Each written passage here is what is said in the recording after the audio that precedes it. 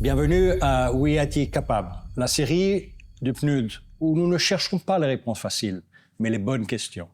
Pendant longtemps, et vraiment trop longtemps, la coopération internationale a fonctionné selon un schéma aujourd'hui dépassé. Expertise du Nord, application au Sud. Diagnostic externe, solution externe, financement externe. Mais ce modèle appartient au passé. Le monde a changé, les acteurs ont évolué et surtout, nous avons appris, nous avons compris que les résultats les plus durables naissent de processus différents. Aujourd'hui, une nouvelle génération de partenariats émerge. Des partenariats où l'expertise ne se transfère pas, elle se co-crée, où les solutions ne s'importent pas, elles s'adaptent, où le mot partenariat n'est pas un euphémisme diplomatique, mais une véritable méthode de travail. Le Mexique et Haïti incarnent précisément cette nouvelle approche. Jesús Cisneros Chávez, récemment confirmé ambassadeur extraordinaire et plénipotentiaire du Mexique en Haïti, représente cette génération de diplomates qui ont intégré une leçon fondamentale. On ne développe pas un pays, on accompagne un pays à se développer lui-même. Sa trajectoire est éloquente.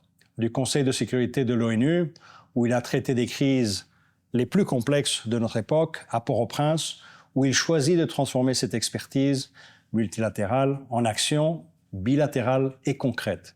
Ce n'est pas un hasard, c'est une stratégie réfléchie. Le Mexique, nation émergente qui connaît intimement les défis de développement, se positionne désormais non comme donateur, mais comme partenaire. Non comme sachant, mais comme co-apprenant. Cette posture change fondamentalement la dynamique de coopération. Alors aujourd'hui, explorons ensemble cette question centrale. Comment construisons une coopération qui libère plutôt qu'elle n'assiste? Une coopération qui renforce la souveraineté plutôt qu'elle ne la dilue. Ambassadeur Cisneros, merci d'accepter notre invitation et d'explorer ces questions avec nous. Votre présence ici témoigne que la diplomatie peut être un espace de transformation réelle, pas simplement de représentation protocolaire. Encore merci, ambassadeur, d'être avec nous. Merci beaucoup pour cette invitation, Xavier. Déjà, j'espère que pendant cette conversation, je contribue quelque chose à trouver des réponses complexes et à ensemble aussi chercher les bonnes questions, comme tu as bien dit dans ton introduction.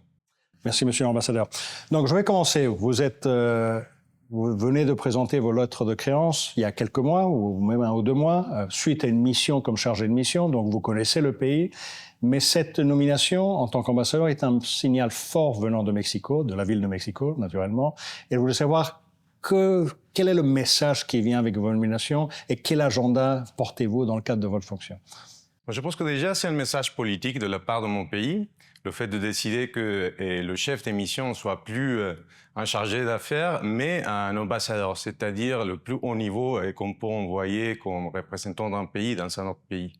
Donc cela témoigne déjà de l'engagement politique du Mexique pour la stabilisation d'Haïti, mais aussi de cette relation est très riche historiquement parlant. On approche bientôt le bicentenaire de cette relation diplomatique et cette décision va dans cette logique. Après, au niveau de mon mandat, je pense que cette nomination fait que mon travail s'inscrit maintenant dans une durée plus longue, ce qui me permettra de tisser des partenariats de plus longue haleine avec des objectifs plus ambitieux aussi pour la coopération bilatérale. Alors, nous allons rentrer dans cela, mais j'ai parlé de coopération sud-sud, et je pense que c'est un vecteur important que vous portez avec vous et avec votre équipe. Je veux rappeler à nos auditeurs et les téléspectateurs, lorsqu'on parle de coopération sud-sud, on parle de co-création, on parle d'écoute, on parle de patience, on parle de travailler ensemble dans un vrai partenariat. Quel est le message, quelle est l'approche que vous apportez via la coopération sud-sud dans votre pays, depuis votre pays en Haïti, une coopération qui est de longue date et dont nous savons que le Mexique est présent dans plusieurs secteurs, ne serait-ce que dans la partie productive, thème de santé, thème agricole et aussi le thème sécuritaire dont on va parler prochainement. Bien sûr. Bon, déjà, je pense qu'on parle d'un paradigme assez récent et assez innovateur dans la coopération internationale. Au-delà de cette nomination plutôt géographique, se cache une réalité beaucoup plus solide et qui consiste à rendre beaucoup plus égalitaire la relation ou les relations entre les partenaires d'une coopération. Quand on parle de coopération sud-sud, on parle fondamentalement d'une coopération entre des États qui se perçoivent l'un à l'autre comme des égaux dans cette coopération. Donc on travaille pour résoudre ensemble un problème qui touche à l'un ou à l'autre, ou à deux États, mais dans une logique d'égalité et avec une mission aussi qui s'inscrit dans une durée spécifique, c'est-à-dire qu'il faut résoudre un problème spécifique et après, chaque État doit prendre ses responsabilités pour poursuivre son chemin et pour profiter des bienfaits de cette coopération et pour faire profiter de ces résultats à leur propre population. Est-ce que vous pensez que c'est un modèle qui aujourd'hui devrait orienter, devrait faire réfléchir des modèles plus traditionnels et que lorsque vous parlez d'innovation, il y a de l'innovation justement, de travailler à égaux, de se tendre la main, de s'écouter, de trouver des éléments communs et aussi quels sont les avantages comparatifs de l'un à l'autre pour un objectif où on parle de synergie peut-être. Est-ce que cela justement peut se traduire à une évolution de la coopération en général ? Je pense que c'est clé, cher Xavier, d'adopter cette logique, même quand il s'agit des pays du Nord, conceptuellement parlant. Et parce que justement, cette relation plus égalitaire entre les partenaires de coopération rend le projet de coopération en soi beaucoup plus performant. Parce que, à la base, c'est le pays qui reçoit la coopération qui assume aussi sa propre responsabilité pour résoudre le problème qu'on essaie de travailler ou de résoudre à travers la coopération. Donc, oui, c'est une approche innovateur et je pense que c'est l'avenir de toute coopération parce que les pays traditionnellement récepteurs de coopération sont de plus en plus beaucoup plus réaffirmés sur la scène internationale et ils ne sont pas uniquement des objets de coopération. Ils veulent s'assumer des sujets de leur propre avenir. Et cela passe par un rééquilibrage de relations de coopération avec leurs partenaires, même les partenaires les plus traditionnels, des donateurs des fonds et des bailleurs de la coopération internationale. Donc, co-création, respect mutuel et un dialogue de égal à égal.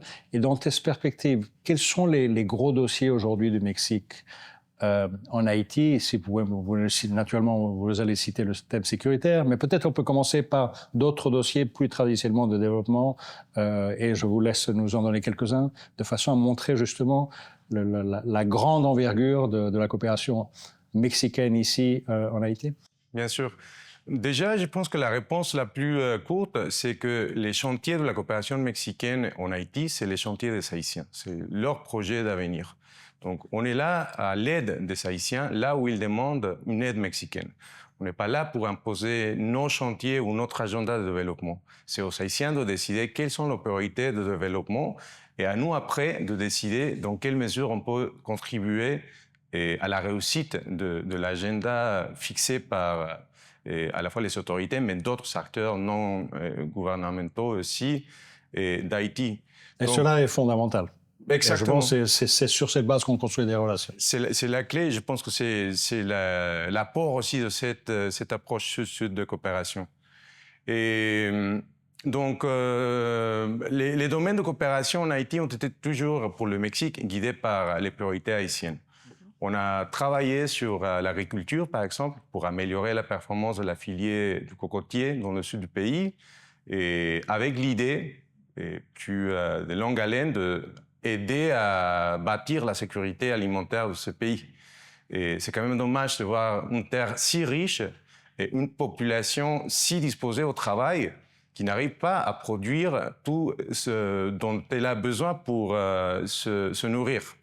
Donc, et on a eu par le passé plusieurs projets dans le domaine de l'agriculture et on est maintenant en conversation aussi avec le ministère de l'Agriculture pour trouver des opportunités de coopération nouvelles pour relancer cette dynamique.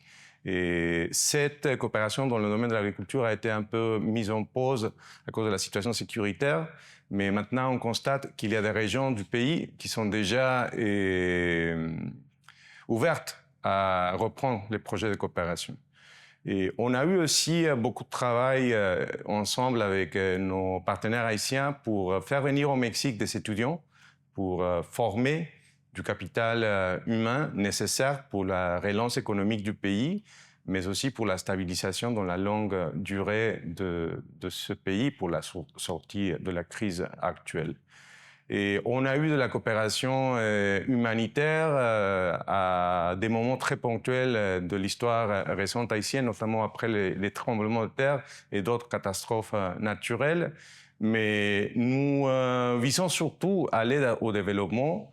Et dans cette approche que vous avez bien expliquée tout à l'heure sur la coopération sud-sud.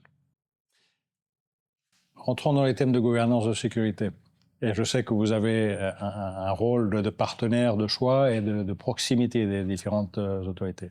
Vous avez avant tout une collaboration très proche avec les FADH, donc les forces armées.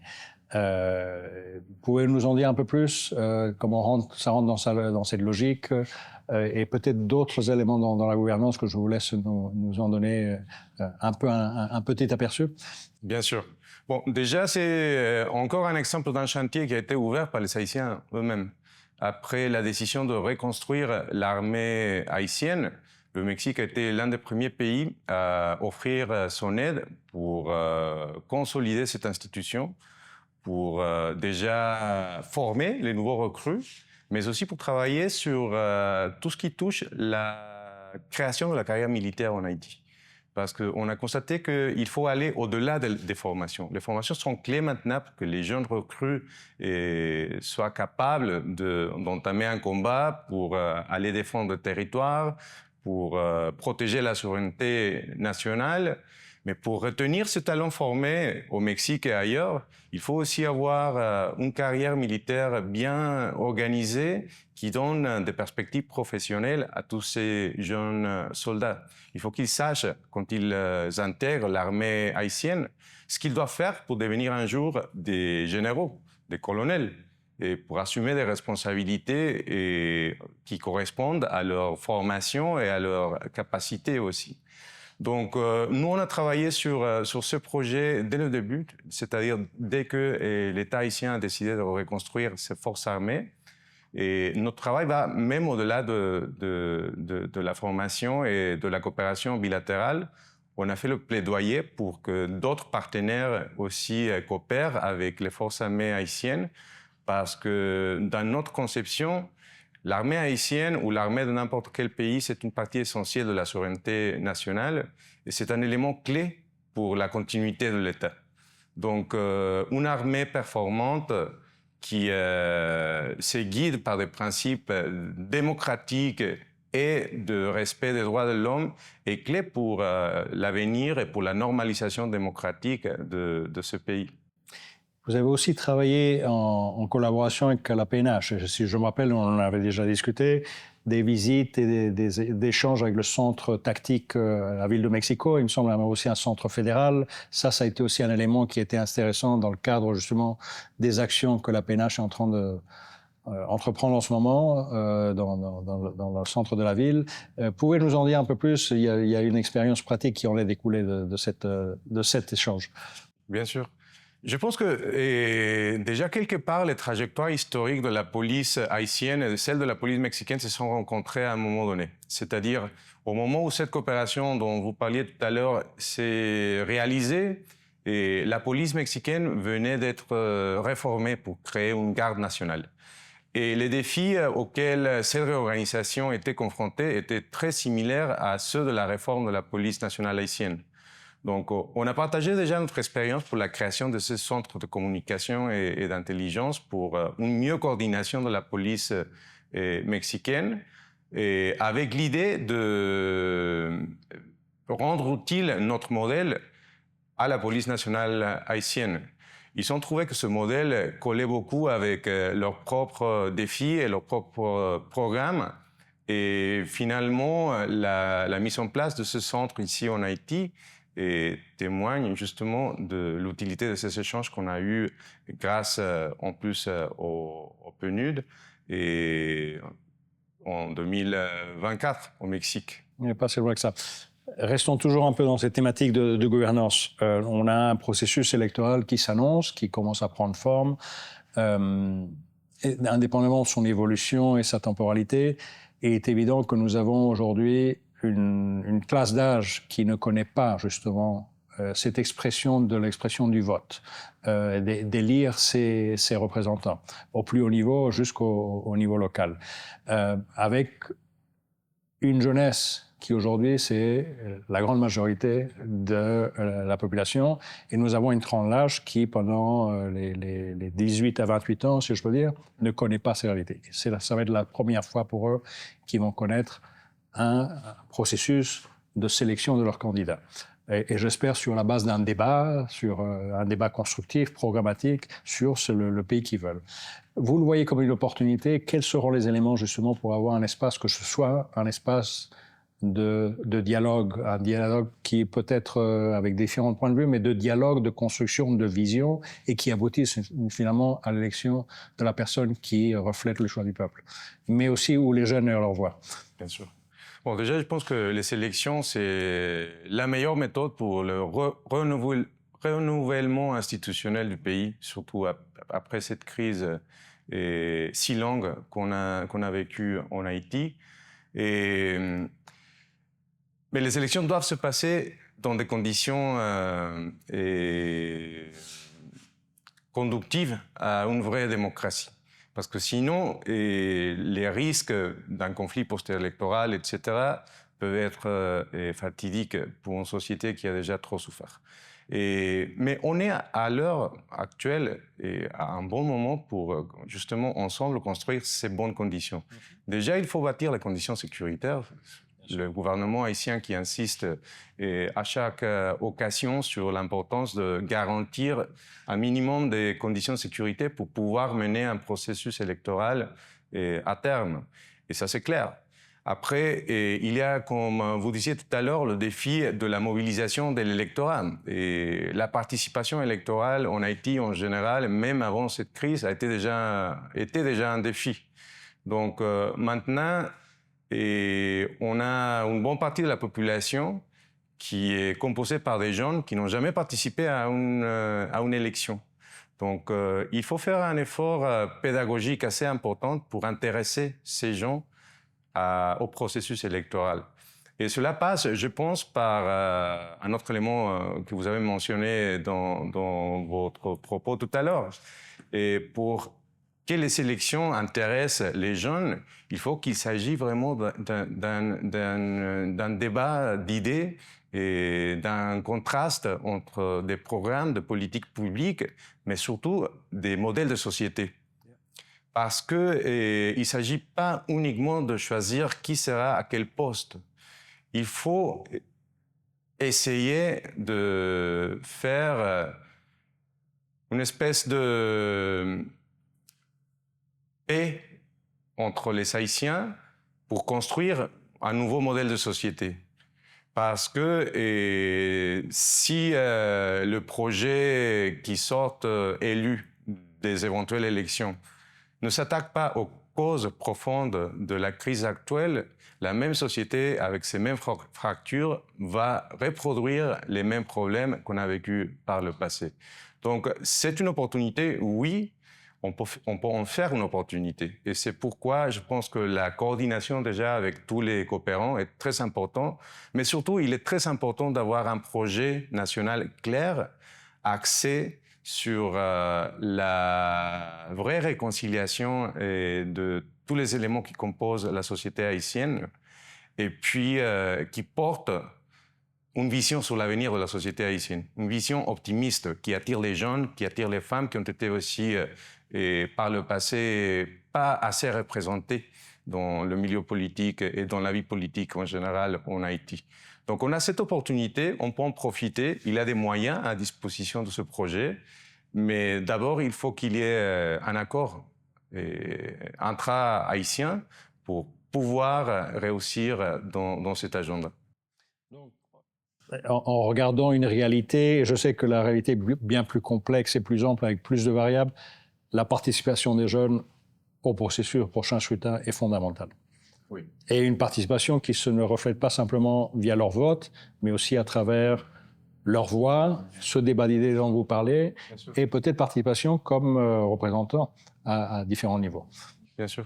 Bon, déjà, au niveau de leur vote en soi, c'est important parce que démographiquement parlant, ça représente une bonne partie de l'électorat. Donc, pour que l'élection soit légitime, il faut avoir au moins une bonne partie de la jeunesse haïtienne et s'impliquer dans le processus électoral. Mais c'est vrai aussi qu'au niveau plus programmatique et en ce qui concerne la vision sur l'avenir de cette société, le regard des jeunes peut beaucoup contribuer à mettre à jour le débat politique haïtien. Il y a beaucoup de traumas dans ces nouvelles générations qui ont vécu la violence, qui ont vécu les conséquences des désastres naturels. Mais dans cette génération, il y a aussi la clé pour une sortie de crise. Il faut juste faire attention à ce qu'ils attendent du milieu politique et de l'État haïtien pour être sûr que les outils seront faits à la mesure de ces attentes. Oui, maintenant je vais bifurquer de la jeunesse et la gouvernance et la participation politique à la jeunesse et l'économie. On parle souvent de la jeunesse comme cet actif venant d'un dividende démocratique qui est impressionnant en Haïti, comme un capital sur lequel il faut investir. Et un capital qui va donner un rendement dans l'économie, dans la société, et un capital qui a un potentiel énorme. Donc ce n'est pas un passif, c'est un actif, mais qui a besoin de cet appui, cette reconnaissance, peut-être c'est ce degré de confiance qu'il faut leur donner. Qu'est-ce que vous voyez comme effet de levier? Quelles sont les considérations? Peut-être il y a dans vos échanges avec des preneurs de décision au plus haut niveau, il y a peut-être des formes de collaboration qui peuvent en sortir, au-delà du spectre du cycle électoral que nous allons faire face. Mais le thème économique aujourd'hui, jeunesse, on ne parle pas suffisamment d'économie. Oui. Et ça, déjà le mettre dans le débat électoral, l'économie est un thème fondamental. Oui. Mais je voudrais écouter vos propos sur cette dimension économique, mais surtout le rôle des jeunes dans cette projection. Et surtout, prenons en considération de sortir des méthodes classiques. Que ce serait les zones franches où on fait des productions de haute intensité main-d'œuvre pour des marchés étrangers. Il y a aujourd'hui une jeunesse qui est formée, qui a un capital de transformation, et cela peut se refléter dans le digital, par exemple, avec des industries de télécommunications, des services à l'extérieur, du code, etc., etc. Et ça, c'est une autre valorisation de la jeunesse qui sort un peu des spectres que l'on connaît aujourd'hui. Bien sûr.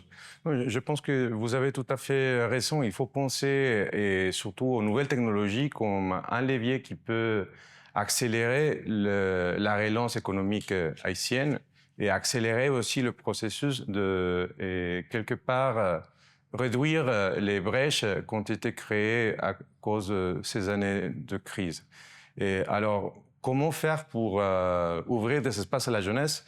Je pense que déjà, il faut rendre les règles du jeu claires, transparentes et prévisibles pour tout le monde. Et cela passe par le renforcement plus généralement de l'état de droit. C'est-à-dire, il y a déjà le capital humain, comme vous l'aviez dit aussi, et formé à la fois en Haïti, mais aussi dans les communautés de la diaspora haïtienne ailleurs. Donc il y a toute une génération des jeunes avec la formation, parfois même le capital, surtout quand on parle de la diaspora, pour lancer des projets innovateurs qui produisent de la valeur et qui sortent l'économie haïtienne de cette logique extractive qui a trop longue durée ici. Donc, mais comment faire en sorte que ces gens décident de quitter leur pays d'accueil pour venir ici ? Donc, je pense que déjà, mettre des règles claires sur le jeu économique, c'est très important. Il faut que les institutions qui régissent la vie économique de ce pays et fonctionne avec des cadres capables de présenter cette prévisibilité à tous les acteurs économiques, pas uniquement à la jeunesse. Ça, c'est important, pas uniquement pour redynamiser le rôle de la jeunesse en Haïti, mais aussi pour attirer des investisseurs et pour créer une logique de vraie création de la valeur ici, sur le territoire haïtien. Et le potentiel il est énorme parce que l'économie haïtienne a beaucoup souffert toutes ces dernières années, d'une décroissance. Donc, il suffit de mobiliser un peu les ressources qui se trouvent déjà sur le territoire et dans la population, même dans la diaspora, pour donner une nouvelle dynamique. Mais il faut que ces gens-là soient rassurés par ce qu'ils peuvent attendre de leur présence en Haïti. Je vais toucher un thème, et je sais qu'on en discute, et dans nos échanges réguliers, qui vous touche personnellement et pour lequel je sais vous avez une sensibilité, vous êtes engagé. L'art et la culture, dans lequel vous êtes un des acteurs très présents de la communauté internationale, et notamment ici en Haïti. Lorsqu'on parle de potentialité, l'art et la culture, justement, où est-ce que vous voyez des éléments d'appui, où on peut galvaniser, où on peut créer des opportunités et justement redonner peut-être certains espaces qui ont été perdus dans certains secteurs. C'est à vous de me dire de l'art ou de la culture. Et je sais que vous en avez beaucoup, donc je vous laisse nous en dire un peu plus. Non, vous connaissez plutôt le sens de ma réponse. Déjà, je pense que c'est l'exemple parfait de ce que je viens de dire par rapport à donner à la jeunesse sa place dans la vie économique. Et bien entendu, l'art fonctionne dans des règles très particulières qui n'appliquent pas à l'économie d'une façon plus élargie. Mais en tout cas, on peut constater dans la jeunesse, que dans la jeunesse haïtienne, il y a un énorme réservoir de talent.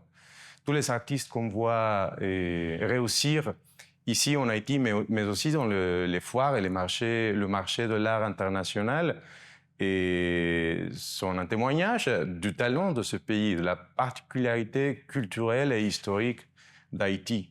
Et c'est des gens qui créent de la valeur, parce que ces tableaux coûtent quelque chose. Et ces tableaux ou ces sculptures, ces œuvres d'art, elles apportent aussi des ressources à l'économie haïtienne, mais aussi elles apportent une image différente d'Haïti au monde. Et ça, c'est clé. Parce que pour transformer l'économie haïtienne, il faut que Haïti arrête d'être présenté dans les médias internationaux uniquement comme une tragédie.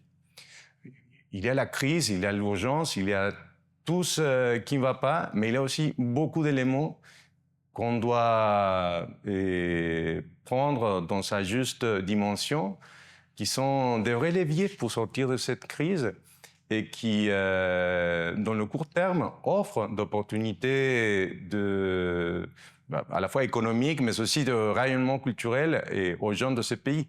Et c'est vrai que la violence a beaucoup limité les espaces où cet art et ces activités plus artistiques peuvent se montrer au plus large public. Déjà, c'est un regret pour la propre communauté haïtienne, qui n'a plus accès à des manifestations artistiques qui étaient, par le passé, très accessibles à tout le monde. Parce que le talent ici, ça fait partie de l'histoire de ce pays.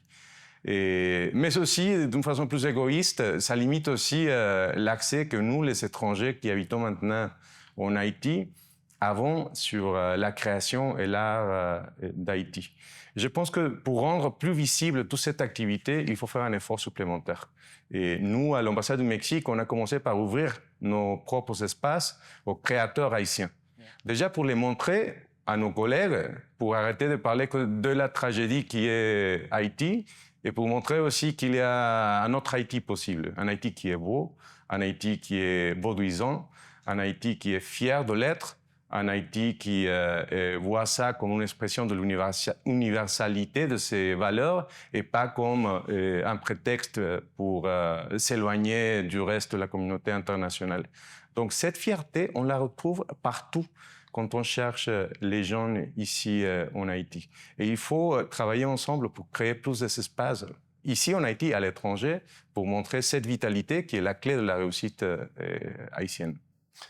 je reste sur la tragédie. Et c'est une raison d'être aussi de ce programme, d'avoir justement un narratif qui ne parle pas d'Haïti justement sur la base de ces tragédies, mais justement sur ses potentialités, ses actifs, ses réussites, et ses visions et ses enthousiasmes des Haïtiens. Et surtout parler avec des Haïtiens et des Haïtiennes qui aujourd'hui modèlent le changement. Et il y en a plusieurs, et on veut justement les révéler. Permettez-moi, lorsque justement vous parlez en une façon bilatérale avec des collègues ou des amis ou des personnes que vous rencontrez dans le cadre de votre travail, justement, qui vous parlent de cette tragédie, et vous leur citez quelques exemples, et dites « Oui, la presse nous donne cette photo, mais je te donne quelques exemples très concrets. Quels sont les éléments qui vous galvanisent, disant « Oui, il y a quelque chose qui est en train de changer. Là, vous avez parlé de jeunesse, vous avez parlé d'art, donc vous n'avez pas droit à ça. » Quels sont les autres exemples concrets que vous donnez justement pour redonner une autre version des faits qui est aussi importante de celle qu'on est en train de vivre à travers certains récits? Bien sûr. Et vous savez, le premier élément qui m'arrive à l'esprit à chaque fois qu'on a cette conversation avec, pas uniquement avec d'autres collègues diplomates étrangers comme moi ou représentants des agences internationales comme vous, mais aussi avec les Haïtiens, avec mes amis haïtiens, et qui parfois sont beaucoup plus pessimistes sur l'avenir du pays que nous-mêmes. Et mon premier élément, c'est que quand je venais d'arriver ici, c'était août, et j'avais un très bon ami qui m'avait dit « Il faut que tu fasses attention à la rentrée scolaire. Ça va te donner des idées. » Et c'était vrai. Le premier jour de la rentrée scolaire, quand j'ai vu défiler des tas et des tas d'enfants parfaitement coiffés, bien habillés, avec leur maman et leur papa qui les amenaient à l'école, ça m'a donné de l'espoir. Parce que ça veut dire que les Haïtiens ont cet espoir. Ils pensent qu'il faut éduquer ces enfants parce que c'est à eux de construire le pays de l'avenir et que c'est toujours la peine d'aller à l'école et que c'est toujours la peine d'apprendre et de se réveiller tôt, de se coiffer, de sortir élégamment dans la rue pour travailler à l'école et pour se projeter dans un avenir qui sera, j'espère, beaucoup mieux que ce qu'on a maintenant comme présent. Donc, je m'arrêterai là, mais aussi, à chaque fois, je cite des exemples de talents haïtiens. On a l'écrivaine Yannick Lahens qui vient de gagner le prix de l'Académie française pour son roman Passagère de nuit. On a des peintres, des amis en commun comme Schneider qui a fait des expositions très réussies à Paris, à New York, à Miami, qui est partout dans les publications du monde d'art mondial. Donc, tout ça, c'est aussi Haïti. Et il faut intégrer tout ça dans notre imaginaire en ce qui concerne la définition et la conceptualisation d'Haïti. Malheureusement, nous allons terminer et je pense que c'est le bon moment avec les paroles que vous donnez d'espoir, de conviction et donner des exemples concrets que justement, oui, c'est Haïti capable. Quel message d'espoir vous donnez à notre téléspectateur et peut-être à ceux téléspectateurs qui aujourd'hui ont certains doutes et pour lesquels vous voudriez leur donner une lecture, aussi une proposition comme quoi il y a des vecteurs positifs, constructifs, il y a des éléments qui sont en train de se construire, il y a peut-être une métamorphose qui est en train de se faire dans certains domaines, dans le bon sens. Quel message vous porterez en termes de justement de cet espoir dont vous parliez? Bon, avec un peu de peur de me répéter après ma dernière question, mais je dirais qu'il faut déjà ne pas tomber dans le piège du pessimisme. Et ce n'est pas pour quelque part minimiser la taille de la crise actuelle ni le sens de l'urgence, mais ce pays il est beaucoup plus que les tragédies qu'on voit se dérouler autour de nous. Et si on regarde avec attention, on va trouver du talent, on va trouver une jeunesse très impliquée, on va trouver une enfance avec envie de rêver d'un avenir meilleur. Et il faut aussi utiliser ces éléments pour construire une solution. Donc, on a assez de diagnostics très, très exacts sur ce qui se passe en Haïti, mais on n'a pas assez de solutions. Et les solutions sont là aussi. Il faut juste regarder ailleurs et regarder autrement. D'où la coopération Sud-Sud, entre autres. Entre autres. Merci, monsieur l'ambassadeur. C'était un vrai luxe de vous écouter. Et encore Salut. merci pour ces messages que vous portez avec vous et pour le travail que vous faites ici dans le pays. C'est un plaisir. Merci pour Merci l'invitation. encore. Merci. L'ambassadeur Cisneros vient de nous partager une vision de ce que peut être la coopération moderne. De cette conversation, peut-être 3 leçons émergent et je pense qu'il y en a beaucoup plus.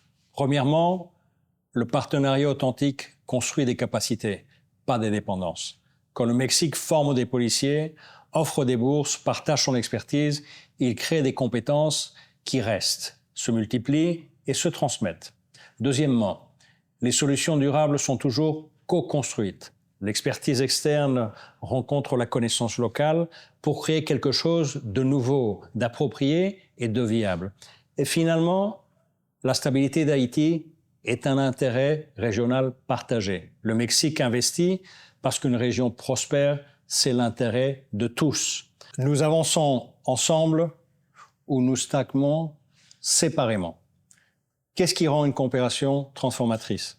Le respect mutuel, la patience stratégique, l'engagement sur le long terme et surtout la conviction, et monsieur l'ambassadeur l'a dit, que le potentiel existe déjà.